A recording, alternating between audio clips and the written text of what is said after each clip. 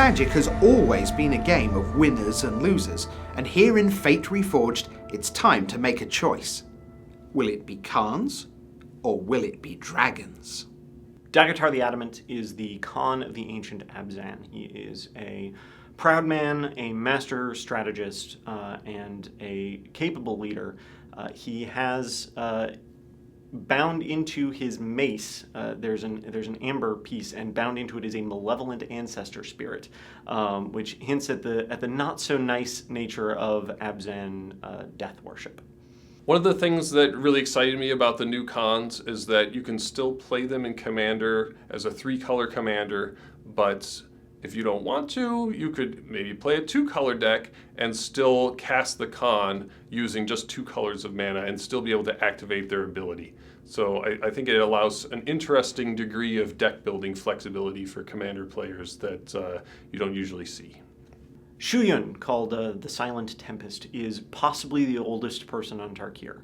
Now, in an age where it's pretty typical to get eaten by a dragon before you're 30, that's maybe not saying so much, but he is, despite a kind of ambiguously aged appearance, he's extremely ancient. He is a capable dragon slayer, a brilliant scholar, and a revered elder among the Jeskai. He also has... Xuan has this dragon tattoo, you can see it in his art, that is given only to people who have personally slain a dragon in one-on-one combat.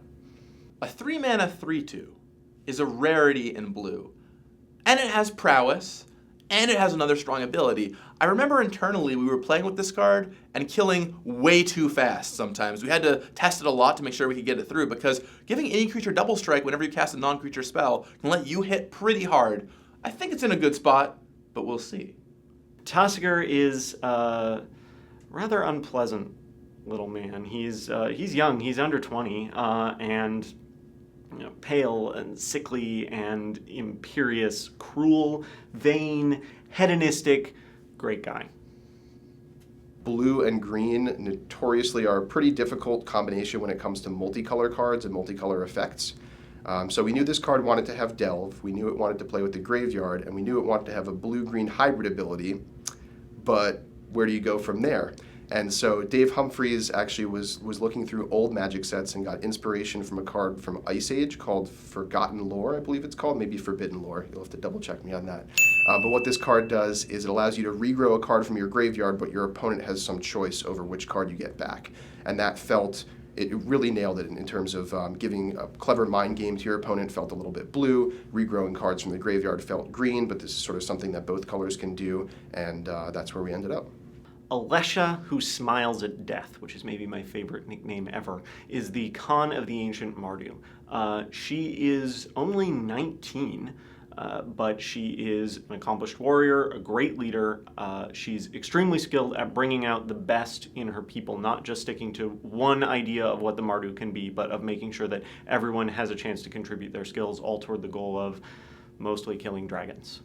She herself had to fight hard for the right to be recognized as a woman, but among the Mardu they have this tradition, the war name tradition, where you fight, you win, you earn your war name. And so she stood up and said, "My name is Alicia," and among the Mardu they say, "Yes, you are."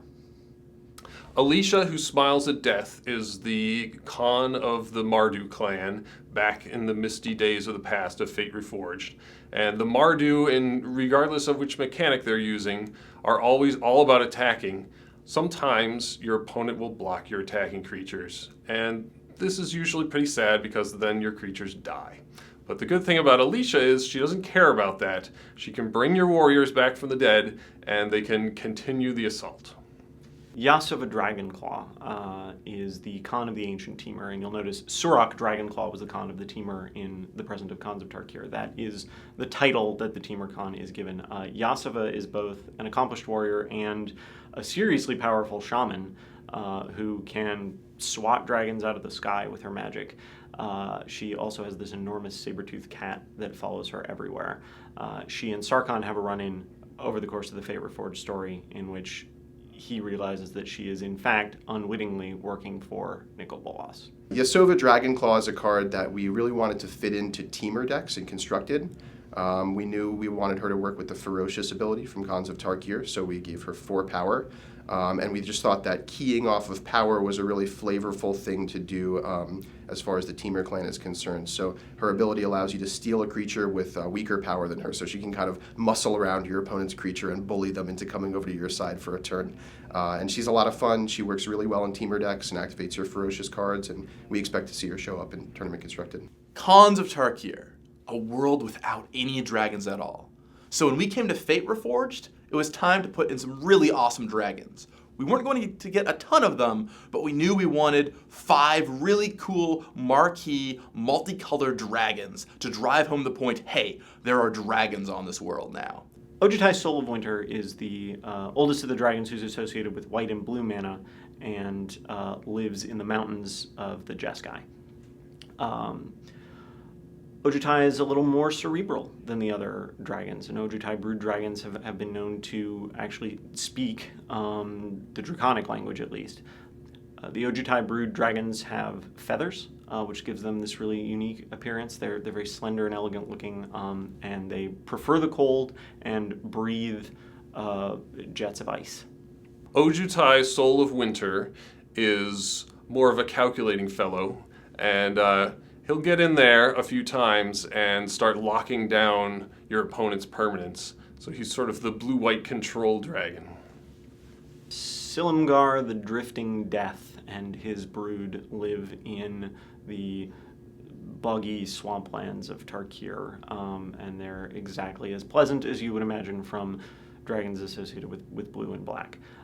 They have this almost crocodilian appearance with widespread legs and heavy heads. They breathe a toxic, corrosive gas that eats away or chokes and kills anything in its path, and they're the scourge of the Sultai. When we were working on Fate Reforged, we wanted to make sure we had a good number of finishers in the set. And a control and control finisher is always really important. So this is a big creature that you can't easily kill because it has hexproof, but also does some good work against the beatdown decks. If they're making lots of tokens, for example, you can attack and wipe out their board. But also, those packs of 3 damage, after 3 damage, after 3 damage, can close out mini control games. Kolaghan, the Storm's Fury, is the oldest and scariest dragon who's associated with black and red mana.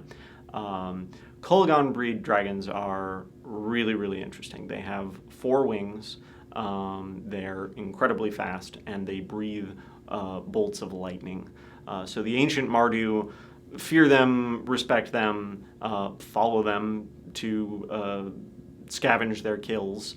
Picture this. You're playing against your black-red opponent, you've stabilized the board, you think you're out of range, you even have some sorcery speed removal, and then bam! Out of nowhere, they tap 5, down comes Kolaghan, dashes in, attacks you, you're down to 5 life, and you realize it's back in their hand, ready to attack you again next turn, and there's nothing you can do about it. Prepare yourself, you'll be facing this many times this standard season. Tarka, World Render, is the biggest, baddest dragon who lives in the Temur Highlands. The Temur respect her, almost revere her, but are obviously terrified of her.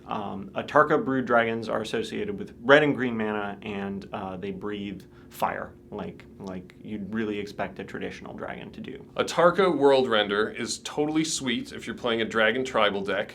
It gives all of your dragons double strike, and dragons are generally huge and or have fire breathing, so double strike is pretty insanely powerful on a creature that big. We had lots of FFL decks testing this card, including with Xenagos, God of Revelry from Born of the Gods.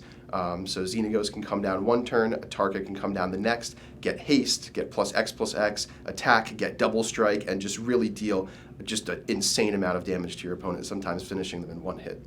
Dromoka the Eternal is a dragon associated with green and white mana, and the scourge of the Abzan in their sandy home. There are 2 really notable facts about Dromoka and her brood. They have really thick scales, so they're almost impervious to conventional weapons. Fighting them is very, very difficult. They're just tough, and they breathe bolts of searing light that can just completely incinerate everything in their path. I remember the first day I saw Dromoka in the file.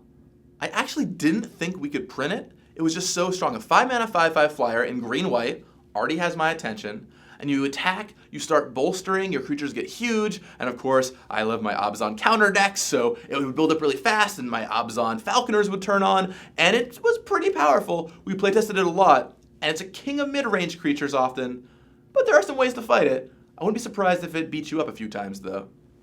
We sort of aimed these to look backwards throughout Magic's history, in that there are plenty of awesome dragons. Players love them. You can build, a casual dragon deck and have these all work together. It's a bit of a shame that there aren't too many dragons in Standard right now, although we do have a set with dragons in the title coming up, so maybe we'll see some.